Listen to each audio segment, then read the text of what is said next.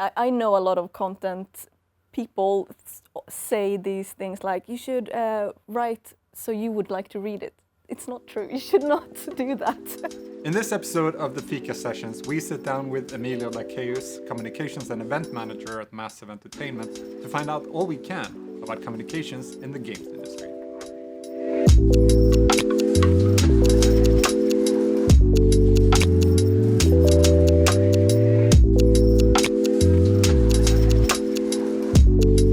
Hi, Amelia. Hi. Hi, so good to have you here. Good to be here. Let's start with the most important part. You brought Fika. I actually did bring Fika today. You It was did? kind of hard to find. We're a bit off season with these, but I still thought it was important to bring them here and kind of showcase the amazing Fika that is Semla. And when you say that you had to hunt them down, you actually mean your husband. Because Yeah, he's but the one who hunted them down. he did a good deed He for did. us. Yeah, So just briefly, if you've never seen these before, classic Swedish Fika, very classic. a semla. Yeah, so we eat these in about February. Shrove Tuesday, traditional Fika. Still can't get used to that word. I have no idea what it means, but this is what we eat. It's a bun with cardamom, and then we have cream, which I despise, and then we have the almond paste, which is my favorite. I'm really looking forward to eating these with you because you've told me about your technique to get the cream. I have a technique, yeah. Yep. I will show you, and you gonna will be- be amazed. It's going to be fantastic. And they smell a lot too, so They I really do. don't want to eat them now. Yeah, But you work here at Massive Entertainment as a communications and event manager. indeed, It's quite a long title. it is. I'm kind of biased because we actually work on the same team. We do. So we actually sit like this Normally. on regular days, Yep, all day, yep. and scream at each other. Definitely. Or on Teams, screaming at each other with GIFs. Yes, while Yep. still sitting next to each other. That's also true, yeah. But anyway, that small note aside, communications and event manager, on a kind of top general level, how would you describe what a communications and event manager is? So my job, as you can understand from the title, is pretty broad. So I work a lot with internal and external communication at Massive, and I do it as part of the corporate communications team at Massive. I can explain a bit more about that later. But in general, I do a lot of internal communication in form of newsletter, intranet, helping other departments with their communication, supporting, coaching, and everything. But also external communication, blogs, helping out with social media posts, copy editing, all those things kind of go in together. And then we have the event part, which is helping out with internal events mostly, specifically our internal conference Fika Session, which we have biannually here at Massive. Yep. So one of the things I thought important to have you on as well, because I talked briefly with Ubisoft, Våge, who was here talking about programming, about the support structure surrounding the games. And sure, he's worked with what used to be Uplay, now Ubisoft Connect and stuff like that. And so that's getting the games out there to the players. But at the same time, there's a huge other support structure, just the fact like helping, even supporting them, just making day-to-day work in the games industry. And also we're going to talk a little bit about that as well, about how there are so many other roles in the industry that doesn't develop games but still are very, very important. But before we get to that part, let's talk a little bit more about you. How did you end up at Massive Entertainment? I ask myself that every day. No. Every day, every morning. Every morning I wake up, Massive. How did I end up here? No, it's I've had a pretty long journey to get where I am and actually finding out what I want to do, like with my professional work life. I have a background in journalism and also content writing, freelancing. But academically, I've been a bit all over the place, as I think a lot of people working with communication can kind of, recognize themselves. We can relate. Yeah, we can relate. So I started out fresh out of high school when I was 19 with a program at Malmö University called English Studies. And I kind of chose that because I didn't know what I wanted to do. I knew I liked writing, I knew I liked literature, and I knew I liked the English language. So that was like a super broad program that kind of allowed me to explore different aspects of you know, media, digital, literature, linguistics, and all of that. And then I went on to do book publishing. Yes, super random, super niched, but super fun. And that's where we started to do more concrete stuff with communication and marketing in particular. And I was like, okay, here's something I can actually do in like the industry. In that case, I was very into the book and publishing industry, but it kind of evolved later on into like I wanna go into the entertainment industry. Right. So I was very, very intrigued by that and very interested in that. And it was super hard to get a job afterwards, as you can imagine, because I really wanted to get into the book industry. But I spent about a year just applying for jobs, and it was like super tricky for me. And then I found a program called Media and Communication Studies, which was a master's, and it suited me perfectly because you could have various backgrounds applying for it. Yeah. So I did that. I got my first master's, and then during my last term for the second year, I was actually offered a job as a social media coordinator at a startup here in Malmö. Yep. So I took that, and then I never finished my second master's because, you know, I actually felt that I learned more on the job than writing an academic paper. Stay in school, kids, though. I know, Stay sorry. in school. I never said anything, sorry. Bad influence. No, so I actually started working as a social media coordinator. And that was kind of a gateway because I thought, like, shit, now I'm into communications, now I'm into social media, this is like super cool. And I worked there for about a year, and I was like, okay, maybe social media in particular is not actually what I want to do. It took a very big toll on my mental health, to be honest. Yeah. And I was kind of like, is this actually my passion? And as I worked in a startup, I did a lot of other things, as you do in a startup. So I actually did a lot of other types of communication there, like internal newsletters, internal communication, emails, even external newsletters. Right. And I felt that that was more my jam, to be honest, so to speak. And then I was actually tipped off that Massive was looking for a person to join them as an internal reporter. And with my background as a journalist, I was like, yes! I felt like that was exactly what I wanted to do. Yeah. It felt super right. And also Massive was an interesting company for me. I had never expected or planned to work in the games industry, I will be super honest. I'm not a gamer, I will say that much, but I knew about Massive because in Malmö, Massive has such a local, you know, presence. Yeah. Like, you know about Massive if you live in Malmö. And also this building is kind of hard to miss. Yeah, and the previous one as well. So back then we were still in the old office at Drottninggatan, and my then job was actually located just across the street. So every day I was sitting having lunch, just looking over to the Massive building, and I was like, they look like they have fun when they like pile out during lunch with their Massive hoodies. You know, it's like I could see myself there joining them, but also like I knew about the brands. Obviously, my husband is a huge Division fan, for example. He even play tested the first game. So he was also like always raving about Massive as a game developer, not just as an employer, so to speak. But then I kind of like looked it up more before I went to the interview, of course, as you do. And I just fell for the culture, the local presence, CSR, all of those aspects was like really appealing to me. Here I am. I started actually as a content manager, so I was purely focused on content and written content, content strategies, the blog, for example, on the Massive website. But since then I have changed my role a bit, so now I'm communication and event manager, so it's more broad, more focused on different types of communication, like in a bigger picture. Oh, we're going to get into that very, very, very soon. But I just wanted to just briefly touch about communication, since we come from a similar background there.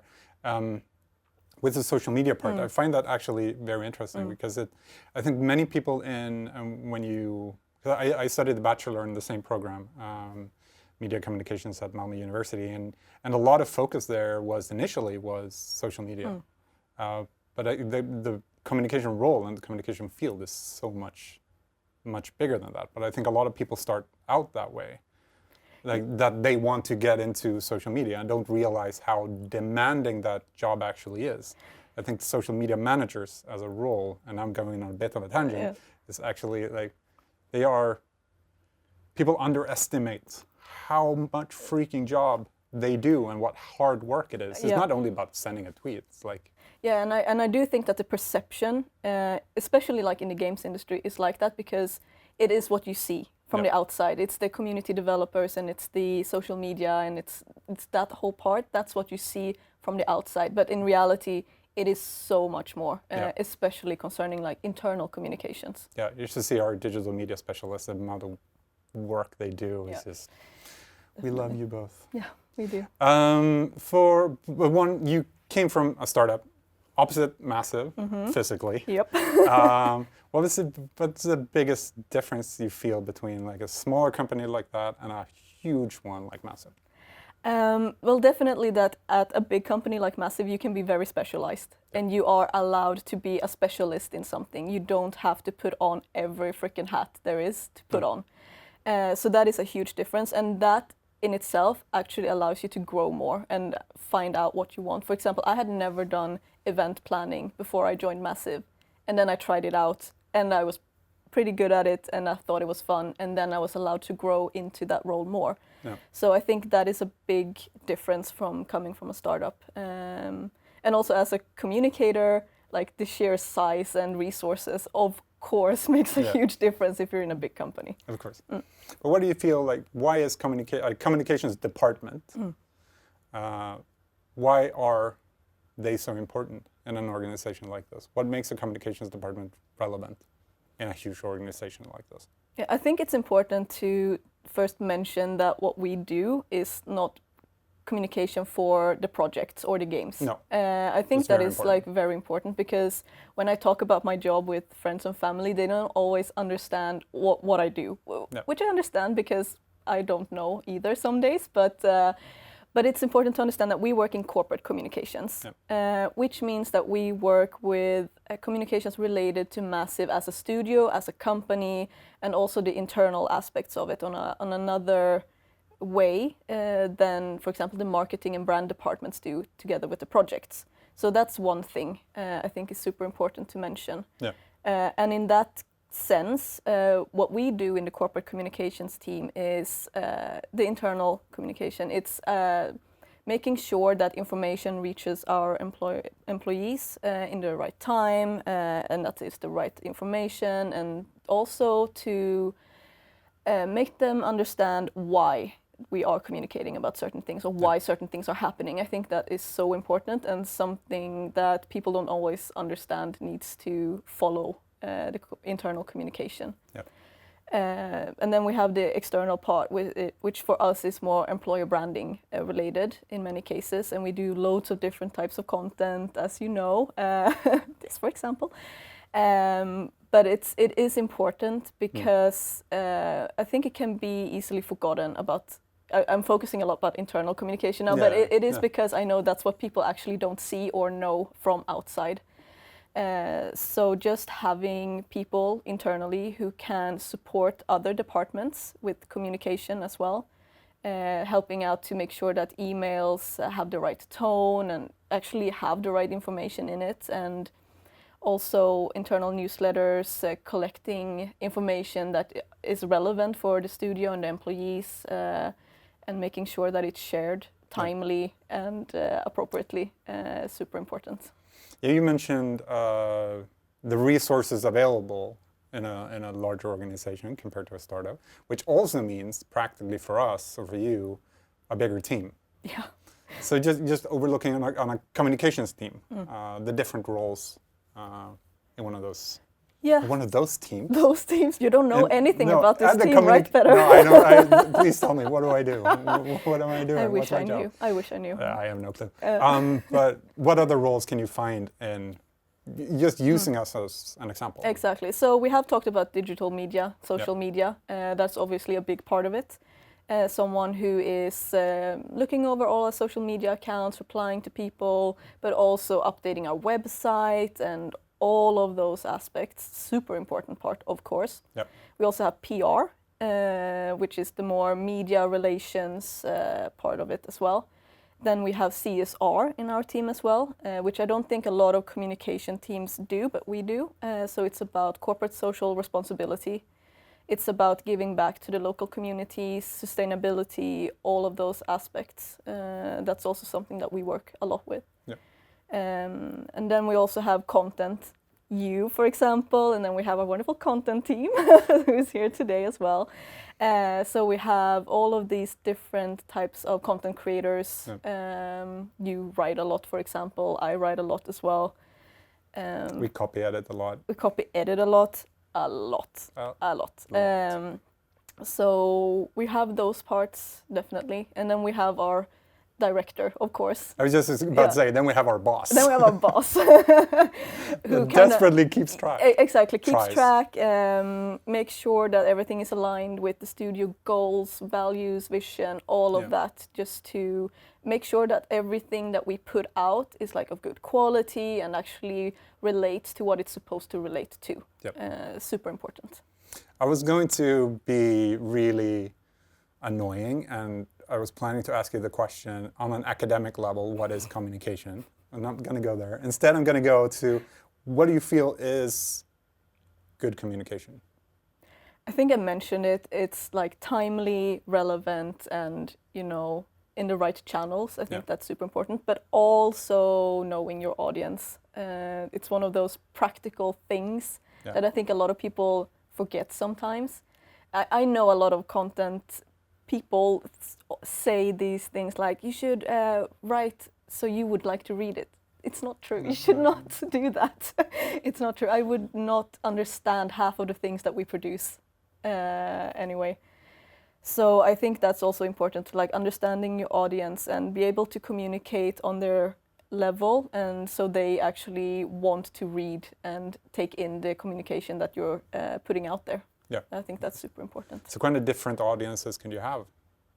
So internal audience is one. We have internal Massive, then we have internal Ubisoft. Yeah. That's like two different things for us in a way. And then we also have the external audience, and there we have people who might want to work at Massive. That's one type of audience. Then we have the community, of course, of players who are interested in knowing more about our games and what we do and all of those sorts of things. We also have people from the local community in Malmö who are just interested in us as a company, like what we do for CSR aspect and everything. So those are some types of audiences that we work with. Yeah. So all of this, now we have all the background, what our communications team is, how you ended up here, what it is, what we do somehow. But what do you do on a daily basis?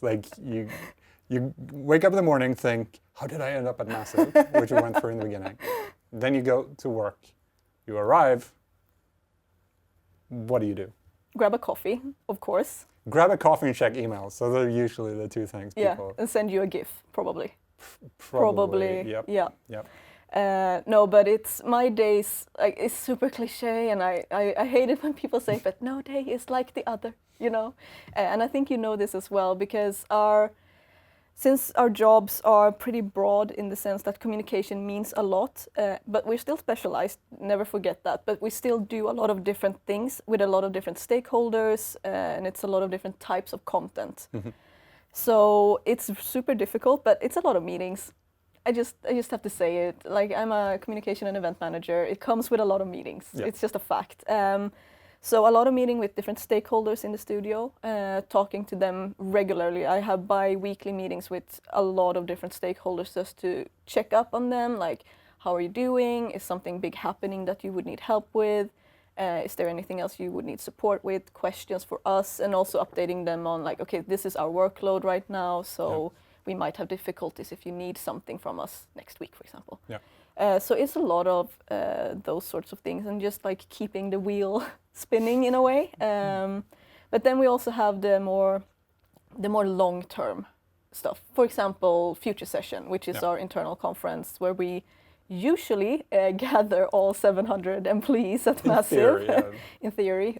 We usually do it at Malmö Live concert hall. Yep. Huge super cool venue. It's half a day. It's like a big show for everyone at Massive. So that is like a long-term project that we do every 6 months. So that also comes in like in the daily in that sense. We start planning it several months ahead and then, executing it. So it's a lot of that as well. So it's both the short term, the regular stakeholder syncs and everything, but also the long term. Yeah. And in the long term also comes like the content planning. Yeah. Like what are we doing on the blog? What are we doing with the videos? What are we Fika session? All of those sorts of things also. Yeah, and then just the chaos you can drop on top of things. We had over the last year, we had something big happen. Yeah. A little. To everyone. Yeah. And then you drop that on top, and then you had to deal with the pandemic, and then you had to, at the same time, doing all of these things. So. Exactly. So that's also why no day is like the other. Exactly. Like you don't really know what to expect when you get into work in the morning. No. But that's also why I love this job. Yeah. That's why it's so much fun. I don't think I could do a job where I sit and do exactly the same thing day in and day out. Not after doing this, at least. Exactly. I would be completely, bored, like immediately. Yeah. So I do think like before I started working as a communicator, I had ideas about how it would be like. And in my head at the time before I started, it was much more, okay, I do this every day. It's very set, it's very scheduled. But then you start working with it and you realize, okay, we have some obstacles in this, writing this article. We can't get feedback from the right people in the right time. What do we do instead? So it's also about being able to be flexible and also be able to look at content that we've done and say, okay, shit, this didn't work. Like no one read this article. Let's not do it again, And it's okay to do that. It's okay to try things out, experiment, and then if it doesn't work, don't do it again. I mean, it's fine.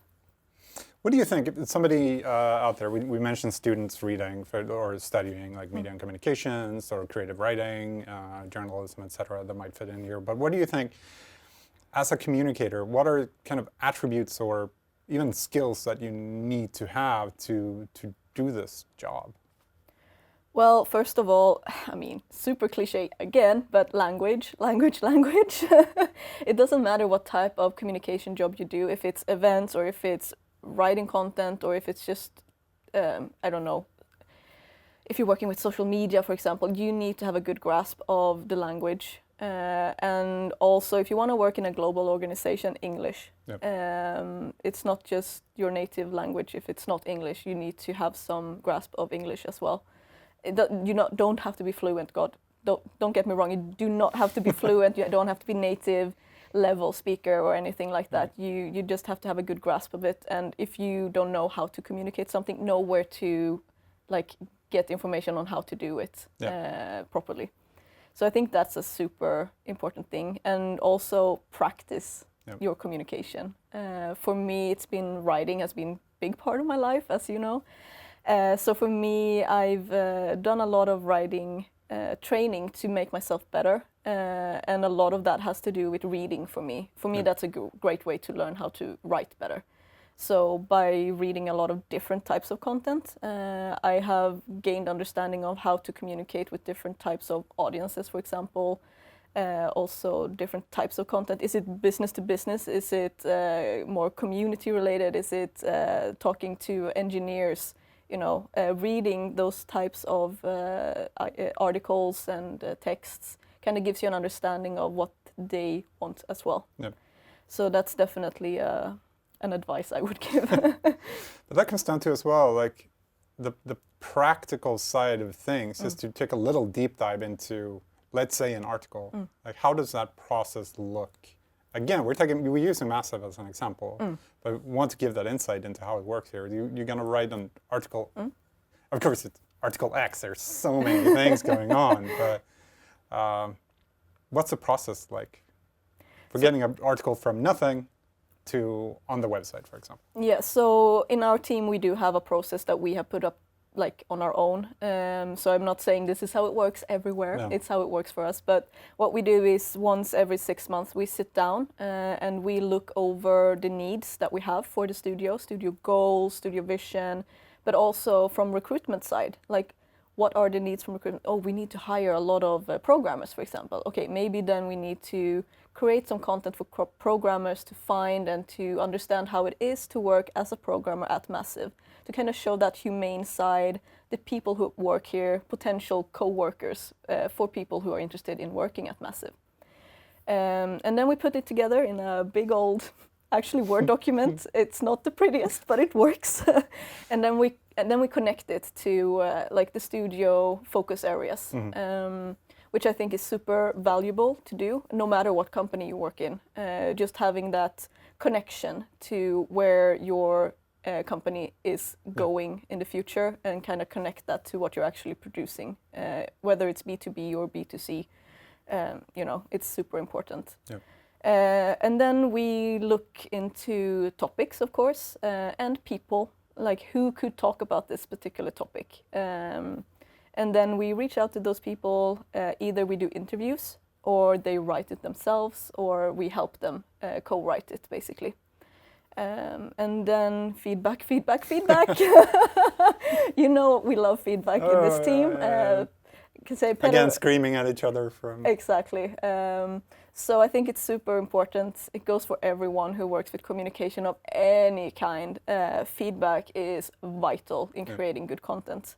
I would go like crazy if I didn't get feedback on my content, because I know nothing I produce is perfect.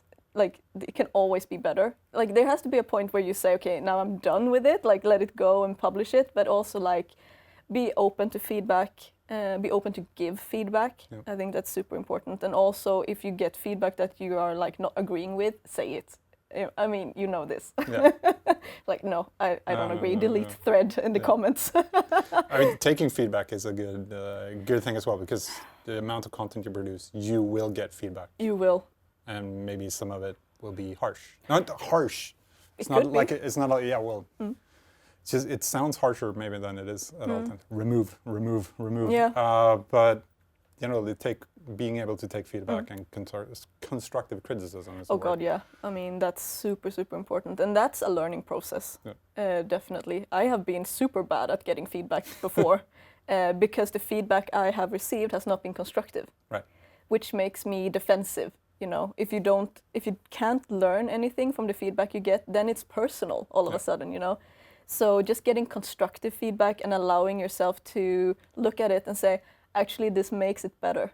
That's a learning, and it does make you grow, I think, as well in your profession and personally. Yeah, I mean, you've touched upon all of this and explained your job, but I think one question that we actually, because we went to the team and we asked them, like, do you have questions for Amelia you think she should answer? And we've covered a lot of them, but I think one wonderful question that we got from a colleague named Philip, is actually right there, was corporate communications. Like, corporate sounds boring. It does. It's boring. He's been on the team for years, but that's like, corporate sounds boring. It does sound boring. Yeah, it does sound boring, and yeah, I can only agree. However, I think it's important to understand corporate in the context. Yeah. So the context here is corporate as in Massive as a company. Yeah. Corporate makes it distinctive from the other types of communication that is also done at the studio, from brand and marketing, for example. So I think that's why I know it sounds boring, but I think it's also important to understand the context of it. And this is just at Massive. Not every studio has it like this. Not every company even has it like corporate communication. A lot of companies only have marketing for all of communication, for example. Yeah. But yeah, so if you see a job ad and it says like, you will work in corporate communication, and you think it sounds boring, don't like diss it right away. Give it a chance and ask what it actually means in the context of the company. Because I get it. I mean, we mentioned also in the beginning about being still being a part of the support structure for a game studio. I mean, the context is kind of pretty cool. Yeah, I mean, we do support the projects as well, don't get me wrong. I mean, we do help out with announcements, and we do support with internal communication regarding the projects, and sometimes even external. So we're not isolated from the projects, of course. We are a part of that as well. but our main focus is on the Massive as a studio, Massive as a company. Yeah. So what can, if I'm a student or I'm just sitting at home, I like writing, do you have any tips on resources? So anything will start you down that path? So one thing that I didn't know when I started out with communications, like as a professional, was how important storytelling is. Right. Storytelling goes into everything we do, whether it's a blog post, if it's like events, future session, also storytelling, putting together an event, beginning, middle, and entertainment in between, telling a story. It's so important for communication, and also it makes communication more fun. Yep.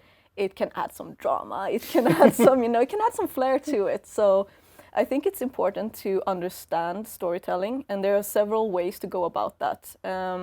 I, for example, did a lot of academic and creative writing at uni. I would highly recommend looking into creative writing and storytelling, just to understand the components of what makes a great story. It can feel a bit complicated and like, this is not related to communication, but actually it can be super helpful. Just to understand how to create a dramatic curve, for example, or how to add some extra, pizzazz into the text that you write, for example. So I used a lot a book called The Art of the Short Story, because it's about short stories, which I think is a good medium to compare communication with in this case. So that book has been pretty useful for me. It has very short chapters as well, so it's not. Makes sense. It's like 1 page per plot setting. So it's pretty simple to go about. But also, I think like looking into companies and other people that you think do good communication. Yep. That is also something that I have learned a lot from. Like a company that you think, wow, these people are doing a great job on social media. Like, look at what they're doing. Kind of understand, because if you're looking at them, then you're the target group. Then you can also understand, like, okay, I like this because and then you can understand, and they communicate through these kind of methods, and that's why I like it. Yeah. And that also helps you pinpoint certain aspects of not only storytelling, but also like how to communicate with a specific target audience. So I would highly recommend like looking into companies that you admire on social media, or if it's a blog, or if it's an influencer, or if it's someone on YouTube. Like, what are they doing? How are they doing it well? So I think that's also super important. Yeah. And then also looking into, I think content marketing in general is a big part of, like, it kind of summarizes all of it in a way that we do. And it goes both for internal and external. So I think like the Content Marketing Institute is a pretty good resource for that. They have a Twitter and they do AMAs sometimes, and you can ask questions, and they have great resources as well. And another thing I just thought about is talking about the feedback and everything. Sometimes you might not have someone to feedback. That's how it is. Sometimes you're busy or it needs to go out really quickly. Yep. Just getting a grammar check on. So I would suggest Grammarly as a great resource as well, actually, because I think it can help a lot. I mean, the word spell check can only do so much, and sometimes it's also wrong. So like, I think Grammarly is a great resource actually, because it not only tells you like spelling, but it also gives you some hints about the general writing. Right. So that's also definitely something. And also just write if that's what you're into. If you're into filming, film, do it a lot and analyze it, and maybe ask someone to give feedback on it. It can be like a friend or a family member, or if you have a community, the community as well. Don't be afraid to ask for feedback. Right. And don't be afraid to receive it. No. You know what? They have been driving me crazy for the last like half hour. So much. I know, and I like cream, and they smell the. Yeah. Okay. Let's just have a fika. Let's have a fika. Okay. Are you ready for my method? Okay. So am I going to show the proper method Okay, you first. start. So But you always have to remove the lid. That's like the given, right? That's step one. Yeah. And then you use the lid to eat the cream. You scoop it. Whoa. That was a lot. Like I said, blame my husband if it tastes weird. And now, I wish we had a camera to zoom in on that. Shush. Emilia. I have standards. Oh. And then I eat it like a... Ella is behind the camera. Just hold it up, show it. Oh. It's good to have a director and a producer sometimes. This is good. the best. Shut up. But thank you very much for coming, Amelia. Thank you for having It's me. been very enlightening. Now I know more about what we actually do. That's great. Thank you for this, Emma, and wonderful to have you here. Thank you so much. Thank you. Thank you so much for joining our Fika today. We put a bunch of useful links in the description, so make sure to check those out if you want to learn more. Also, remember to like, subscribe, and all that fun stuff you do on the internet. Until next time, take care.